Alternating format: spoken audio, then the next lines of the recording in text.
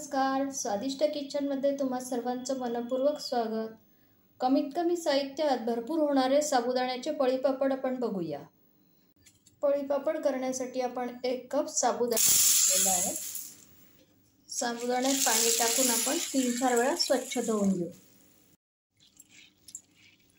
साबुदाणा स्वच्छ धुवून झाल्यावर त्यामध्ये 1 पेर पाणी वर येईल इथपर्यंत पाणी टाकायचं। साबुदाण्याच्या खिचडीला ज्याप्रमाणे आपण साबुदाणा भिजवतो त्याच पद्धतीने आपण आज साबुदाणा भिजवायचा। थोडंसं साबुदाण्याच्या वर पाणी येऊ द्यायचं म्हणजे छान मऊसूत आपला साबुदाणा भिजेल। तर झाकण ठेवून आपण रात्रभरासाठी हा साबुदाणा भिजत ठेवणार आहे। आता व्यवस्थित भिजलेला आहे आपला आणि मऊसूत झालेला आहे बघा। तो आता चमच्याने आपण मोकळा करून घेतला।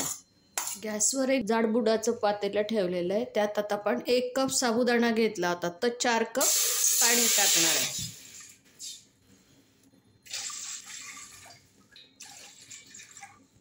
आपण आता सध्या 4 कप पाणी टाकू आणि शेजारच्या गॅसवर गरम पाणी ठेवलेलं आहे। नंतर लागलं तर आपण टाकू। सर्व पाणी किती लागतं ते मी नंतर सांगेलच। पाण्याला उकळी येते तोपर्यंत आपण एक बटाटा घेतलेला आहे। तो बटाटा स्वच्छ धुवून सालं काढून घेतलेले आहेत आणि असं जाड किसणीने आता किसून घेऊ।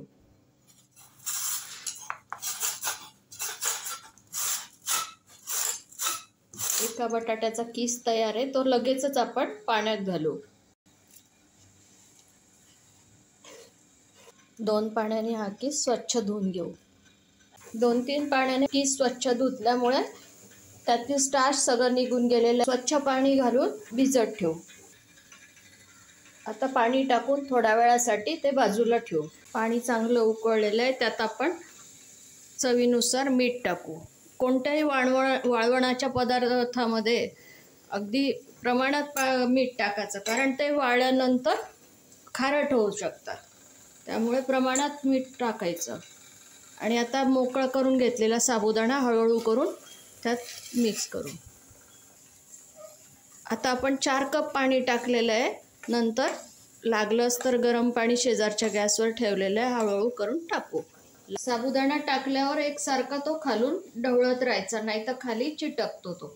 आता पांढरा स्वच्छ दिसतोय साबुदाणा। 10-15 मिनिटांनंतर त्याचा थोडासा रंग बदलेला, असा पारदर्शक आपल्याला साबुदाणा दिसला की शिजलेला असं समजायचं। 5 ते 10 मिनिटांनंतर बघा आपलं मिश्रण कसं थोडंसं घट्ट वाटतंय, त्यामुळे मी गरम पाणी अजून 1 कप गरम पाणी टाकते, कारण अजून शिजायला बराच वेळ लागेल। त्यामुळे पाणी आपलं 1 कप टाकलेलं आहे, म्हणजे एकूण 5 कप पाणी झालेलं आहे। आता मध्यम गॅसवर पुन्हा 10 मिनिटं आपला साबुदाणा छान शिजलेला आहे।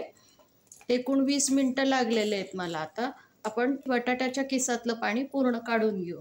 आता आपण त्याच्यामध्ये बटाट्याचा किस नितरून मग टाकलेला आहे, म्हणजे आता साबुदाण्याबरोबर बटाट्याचा किस सुद्धा आता पूर्णपणे शिजून जाईल।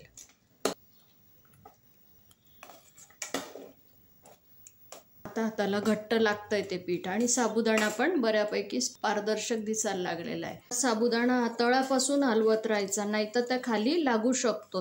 5 मिनिटांनंतर पहा बटाटा आणि साबुदाणा आता एकदम व्यवस्थित आपल्याला पापड घालण्यासाठी सगळं मिश्रण तयार आहे। तर आता आपण प्लास्टिकचा कागद वगैरे टाकतो तोपर्यंत गॅसवरती राहू द्यायचं। नंतर आपण थोडं थोडं करून काढायचे आणि पापड टाकायला घेऊ। आता मी गॅस बंद करते आणि थोडंसं मिश्रण यामध्ये काढून घेते। थोडं कोमट असतानाच पापड घालायचे आहेत आपल्याला, नाही तर ते खूपच घट्ट होईल। इथे मी एक प्लास्टिक टाकून घेतलेलं आहे, त्यावर आता आपण पळीने पापड घालू। थोडंसं पसरवून घ्यायचं, नंतर वाळून तो खूप बारीक होतो, त्यामुळे थोडासा जाड ठेवायचा। एकदम व्यवस्थित शिजलेलं आहे आपलं पीठ। आता आपण अशा प्रकारे सगळे पापड घालून घेऊ। आता सगळे पापड आपले टाकून झालेले आहेत। तर आता 2 दिवस हे कडकडीत उन्हात आपण वाळत ठेवणार आहे। 1 कप साबुदाणा आणि 5 कप पाणी एक किसलेला बटाटा या प्रमाणात आपले साधारण 50 पापड होऊ शकतात. साबुदाण्याचे पळी पापड आता वाळून तयार आहेत. बघा किती छान झालेले आहेत. तर आता आपण तळून पाहू.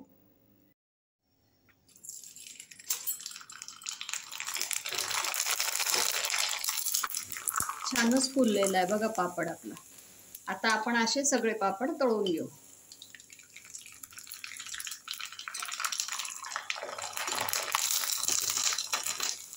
साबुदाण्याचा पळी पापड तळून बघा कसा फुललेला आहे आणि आता त्यातला बटाट्याचा किस सुद्धा किती छान दिसतोय.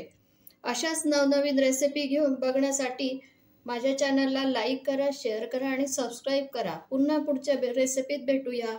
धन्यवाद.